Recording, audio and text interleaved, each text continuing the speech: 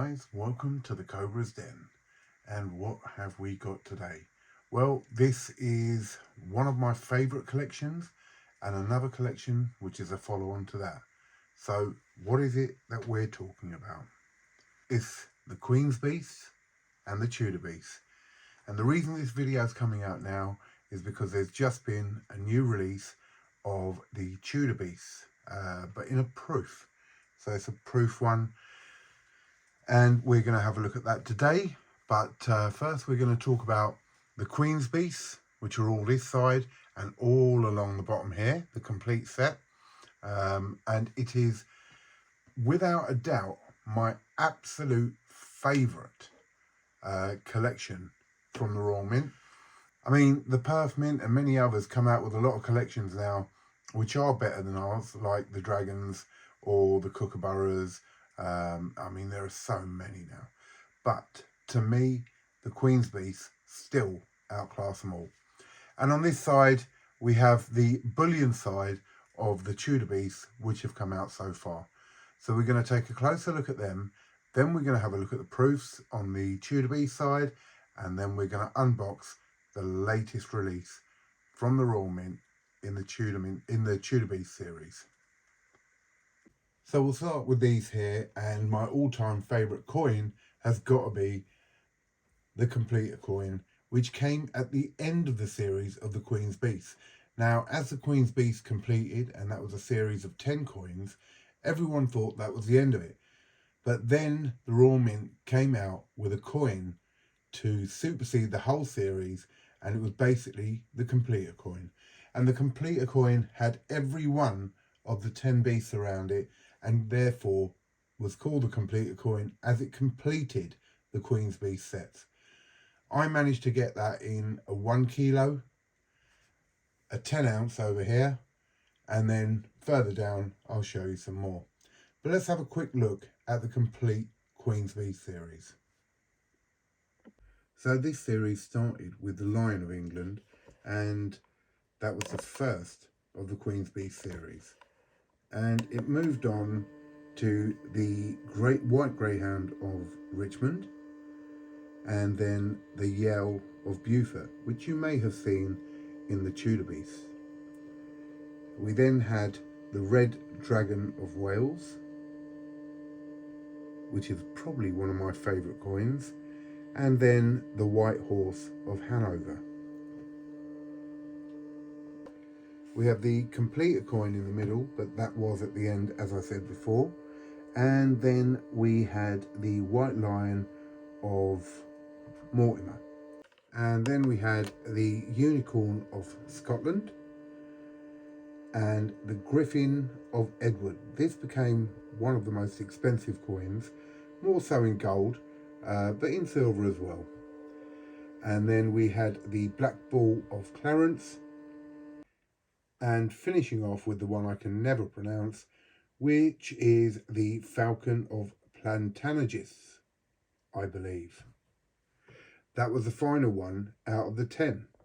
But then, as I said before, they brought out the Completer coin, which completed the whole series. The best, in my opinion, the best collection of a set that you could get. And I love this set so much that I started collecting it in gold as well. The Completer obviously being the first one, and then I got the Greyhound, the Horse, the Dragon, I think it was the Unicorn and the Falcon, or maybe the Lion and the Falcon. So I've only got, another 5 coins to get the whole set of that. But then the Royal Mint have started the second series, let's say, of the Queen's Beast, which they called the Tudor Beast. So let's have a quick look at that. So in the Tudor Beast, the first release was in 2022, which was the Lion of England. Moving on to 2023, we had the Yell of Beaufort and then the Bull of Clarence. Now that's in the bullion side of it, because they did something a bit different with the proof side. And we'll get to that in a minute. So with this series, what I have done is I'm picking up 3 of the 10 ounces, 3 of each coin, so 3 lions, 3 bulls and 3 yellow Bufords. And I've been picking up 3 of the 2 ounce coins, and then 1 of the 1 ounce golds and 1 quarters, which I haven't put out. Now, as I say, with these they only brought 3 out so far in bullion, but what have they done in proof? Well, the proof side of things was very different. They brought out the Seymour Panther first. Now, here we have a double set, which was the normal proof and the reverse proof. And that's why you've got 2 coins there. Then I bought the normal proof as a single one. And I decided I wasn't going to carry on with the doubles as I went further down the line. We then had the Lion of England, which was the same then as the bullion side. So the Seymour Panther came out, which never came out in bullion yet. Then the Yell of Beaufort, again, the same as the bullion. And the Bull of Clarence being the last one so far. So we're already up 1 on the bullions. We have 4 coins in proof. But they've now brought out the next one. And that is the Seymour Unicorn in proof. But before we look at the unicorn, I wanted to show you the difference between a proof and a bullion coin. Okay, so let's compare the lines. Let's get the Lion of England in bullion and the Lion of England proof. And let's compare the two and see if there's any real difference. Well, the obvious difference straight away is that the Lion of England just here is the bullion, and as you can see, the background has that sort of pattern in the back, which gives it a security feature and is also, I think, very nice. But then when you look at the proof, it's mirrored all the way. The detail is much, much clearer on the proof than it is on the actual bullion. So that's the difference with a proof. Now, the proof coin I will never take out of the capsule, and it will never be touched, even with gloves on, by me.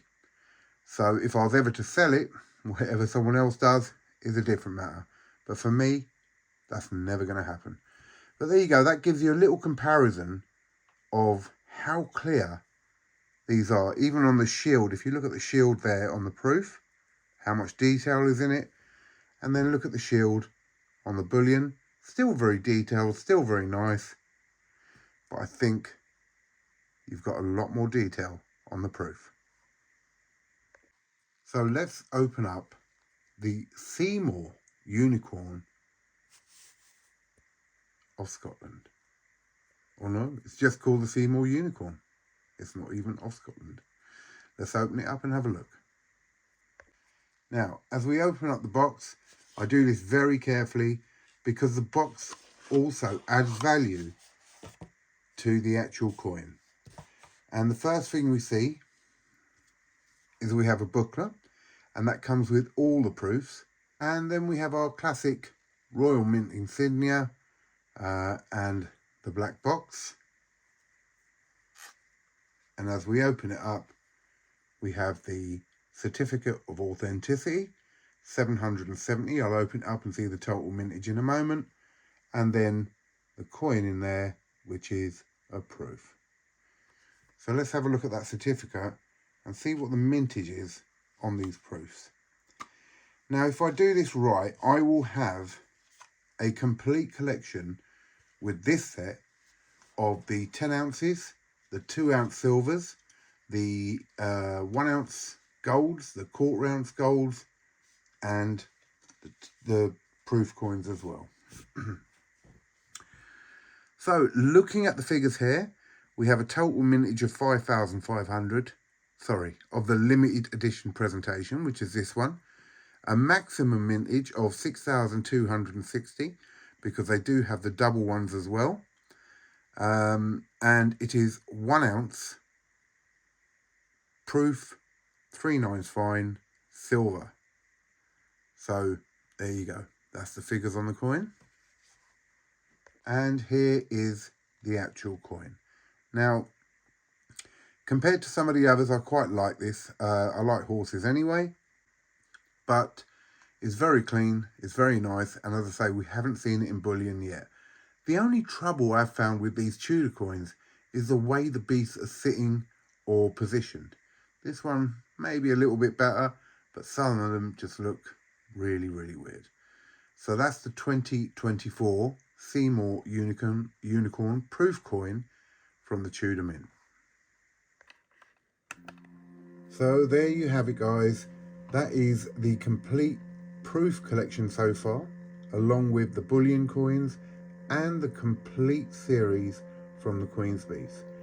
Absolutely fabulous collections to have, and though I wouldn't advise anyone, I definitely would say if you could easily get hold of the Queen's Beast collection, as in not paying extortionate prices, and they're not going for extortionate prices to be honest, for the average 2-ounce silver, and I'm talking about the silvers, for the average 2-ounce silver you'll pay anywhere from 60 to 70 pounds depending on which one it is. The complete are maybe 80 pounds.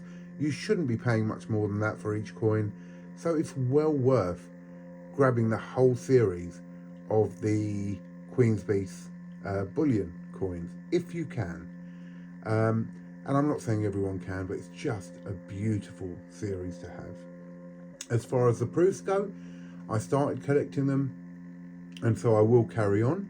So I have a complete set of proofs. I don't know how much value they'll hold. I personally haven't seen many good things from proofs at the moment. I know in the past they have done quite well, but personally I don't think proofs are doing great at the moment. I started, so I'll finish type of situation with me. So there you go. That's what we have there. So there's a few announcements to make, so I hope you'll bear with me while I just tell you a few things of what's been going on and what's coming up. Okay, so the first thing, guys, please remember the Stack Collector. If you have not been to his channel, please get over there and have a little look. Absolutely great at describing coins and telling you all sorts of stuff, from the old stuff right up to modern day bullion. But the main news is that he is doing a 24-hour live on this Saturday coming, starting from 5 o'clock in the evening, and it is all to raise money for the British Heart Foundation. So I want you to go over there, have a look. In his descriptions of his latest videos, he'll have a link in there where you can donate. But it's going to be a really fun 24 hours with loads of different things coming up. At 8 o'clock in the evening on Saturday, I will be doing a charity auction, which a lot of the creators have very, very kindly donated some silver towards. But I'm telling you now, I'm not going to let these pieces go real cheap. This is for charity and we need to raise some money, but also keeping into account times are hard at the moment, and so I don't want anyone feeling pressured that they have to do anything. Again, please remember it's what you can afford, but we're going to make it fun.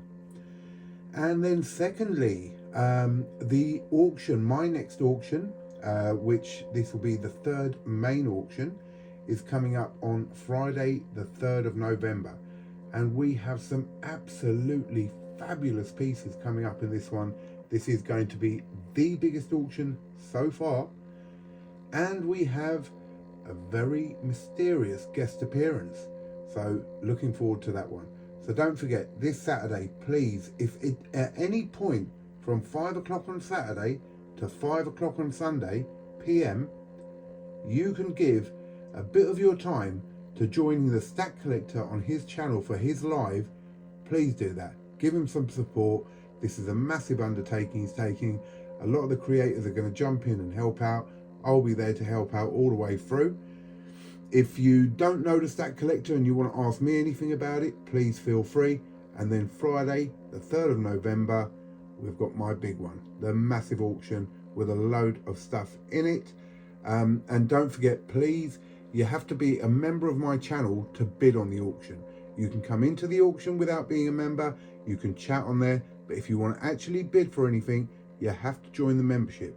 That's $2.99 to join per month, but you'll get a special card, membership card. You'll be entered into a group where special deals come up, and there are loads of giveaways and prizes constantly on my channel.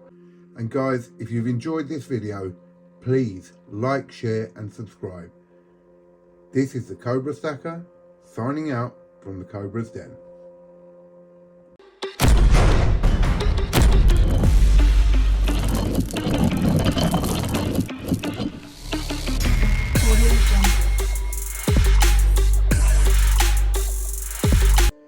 Moving on to the unicorn of fucking shit.